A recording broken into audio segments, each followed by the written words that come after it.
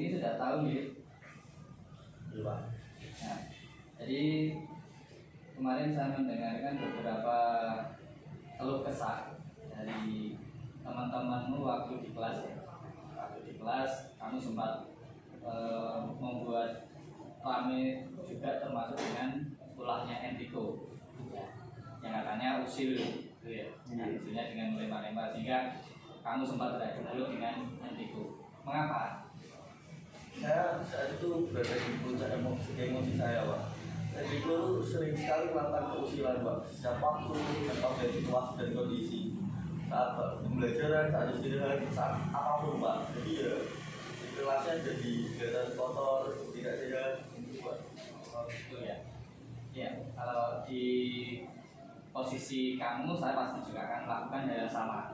Karena kalau di kelas itu ramai, di kelas itu kotor, pasti kan belajarnya tidak lancar, gitu ya. Sehingga kamu merasa terganggu oleh sikap atau tindakan yang dilakukan oleh Enrico waktu di kelas. Terus kemudian apa yang kamu lakukan kepada Enrico kalau misalkan Enrico berbuat seperti itu tadi? Saya waktu itu pernah sangat marah sampai tanpa sadar saya menendang bangku teman di sebelah saya. Sampai tanpa sadar. Gitu. Nah, dengan beradu mulut, pasti kan kamu punya alasan ya. Alasan-alasan kenapa sampai kamu menendang bangku di teman sebelahmu dan sebagainya, pasti punya alasan. Kenapa itu? Itu hanya karena rasa emosi kepada Enrico karena saat pembelajaran berlangsung kelas jadi tidak tenang, banyak sampah dan pembelajaran tidak berjalan secara kondusif, Pak. Terus kemudian dengan melihat kamu beradu mulut dan sebagainya itu, terus kemudian kamu bersikap emosi sampai dengan spontan kamu menendang bangku teman sebelahmu, saya menghargai sikapmu untuk upaya meluapkan emosi ketika kamu merasa terganggu dalam proses belajar mengajarnya.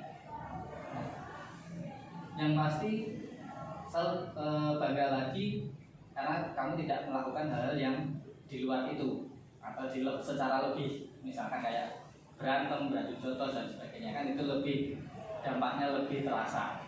Tapi kamu bisa sedikit menahan luapan emosimu hanya dengan berteriak sama menendang bangku teman sebelah. Terus kemudian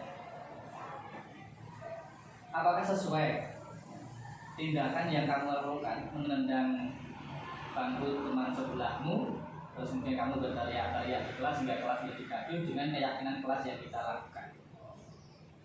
Tidak ya? Tidak. Nah, ketika memang itu tidak, kamu merasa tidak sesuai, kira-kira keyakinan kelas yang kamu langgar apa? Menghormati sesama siswa atau siswa. Ya, menghormati. Jadi kalau kita meluapkan emosi secara spontan, ada bangku teman di sebelah kita yang kita dobrak, nah berarti kan kita tidak menghargai teman yang belajar juga sama kita. Terus kemudian menurut pendapatmu, dengan kita melakukan keyakinan menghormati teman, kira-kira penting tidak? Penting. Penting ya? Ketika penting, apa yang kamu lakukan untuk memperbaiki masalah? Mencoba untuk menjadi lebih sabar, rendah hati, dan berbicara dari hati ke hati. Ya. Selain itu, ada lagi untuk tindakan atau yang bisa kamu lakukan selain bersikap sabar, bersikap tenang, terus tidak bisa menahan amarah tadi? Saya akan bisa melaporkan kepada bapak atau ibu pengajar sekolah. Oh iya. Ya, jadi kami sudah bisa menentukan sikap ya. Jadi kira-kira nanti kalau misalkan ada temanmu lagi yang misalkan selain Enrico membuat masalah lagi di kelas, kamu sudah bisa lebih bersabar gitu ya. Nanti dengan disampaikan secara hati-hati, sehingga tidak lagi membuat ramai kelas, tetapi malah mengayunkan suasana, gitu ya. Ya, terima kasih ya. Silakan bisa kembali ke kelas lagi. Terima kasih. Ya. Warahmatullahi wabarakatuh. Perkenalkan, nama saya Dimas Safi Bima Sakti dari kelas 3 PN 2. Saya itu senang diajak diskusi oleh Pak Yuli untuk dapat mengendalikan amarah saat pembelajaran berlangsung. Saya dapat lebih bersabar dalam menghadapi teman yang sering membuat usil dan gaduh di kelas. Sekian, terima kasih.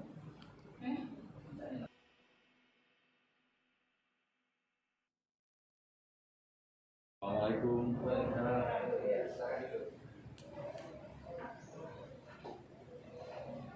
Ya, bulan kemarin langsung saja ya. Ini kenapa sampai Bapak memanggil kamu ke ruangan ini? Tentu pastinya ada sebuah alasannya atau sebab akibatnya, gitu ya. Dimana sebabnya ini ketika kemarin di jam pelajaran Bapak, kamu tidak nampak di bangku kelas.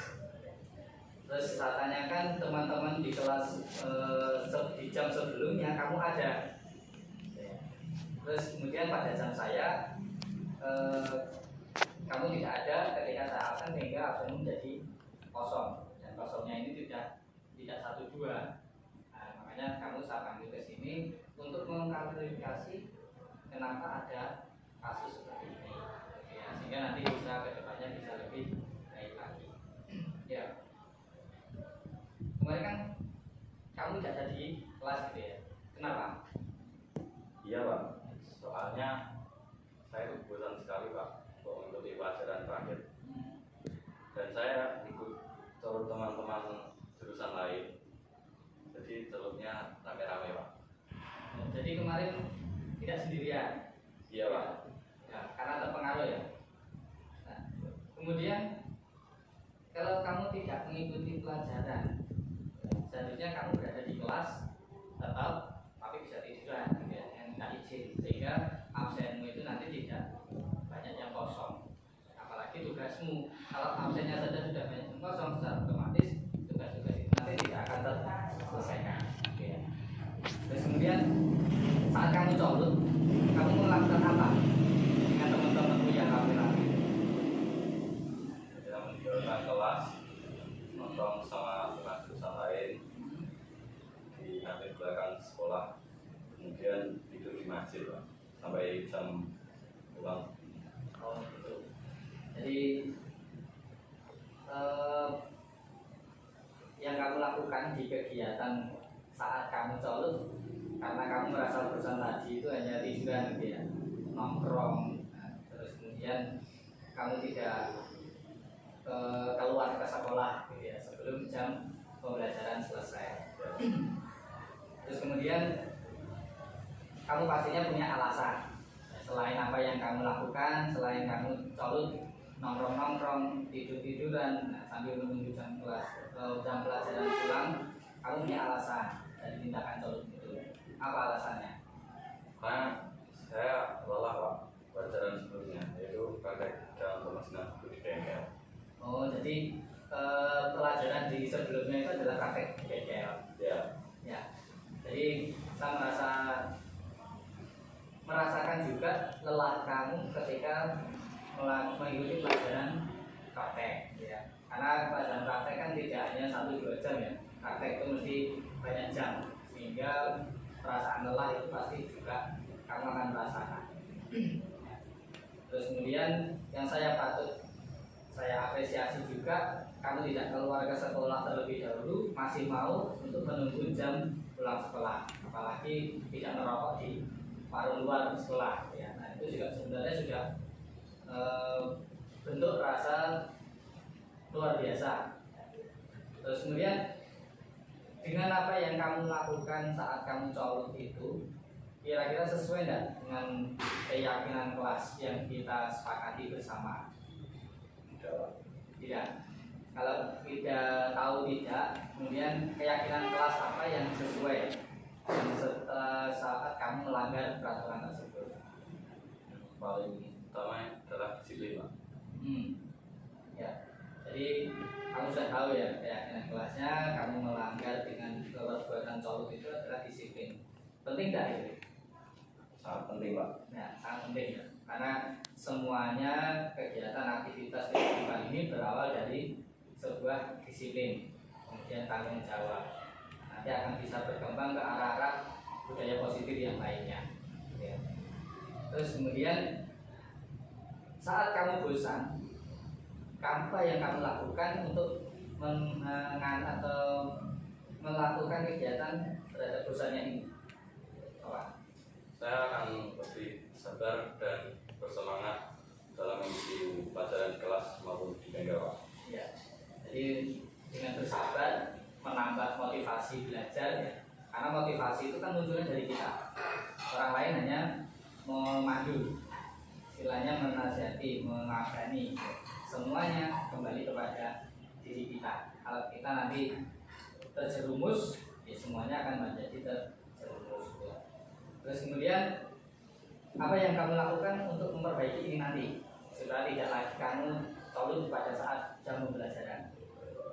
Saya akan mencoba untuk menyemangati diri, Pak, untuk bisa meraih sukses dalam menempuh pendidikan di SMK 1 mungkin. Ya, tepat sekali. Jadi nanti kamu harus bisa lebih semangat melihat potensi-potensi kamu yang ada, dikeluarkan, dimaksimalkan, sehingga apa yang kamu dapatkan di pelajaran SMKN 1 Madiun ini dapat terrealisasi di kehidupan masa depan. Oke ya. Ya. Jadi mungkin itu saja. Nanti untuk berikutnya saya harapkan sudah bisa kembali beraktivitas yang positif.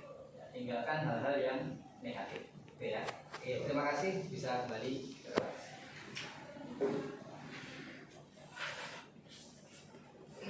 Assalamualaikum warahmatullahi wabarakatuh. Perkenalkan, nama saya Alam Biasa dari XTPM 2. Saya di sini sangat senang diajak diskusi oleh Pak Yudi untuk dapat mengendalikan semangat agar tetap mengikuti pembelajaran sampai dengan akhir. Saya akan lebih bersabar dan tidak mudah untuk terpengaruh hal-hal negatif seperti melanggar disiplin pada saat proses belajar mengajar. Terima kasih.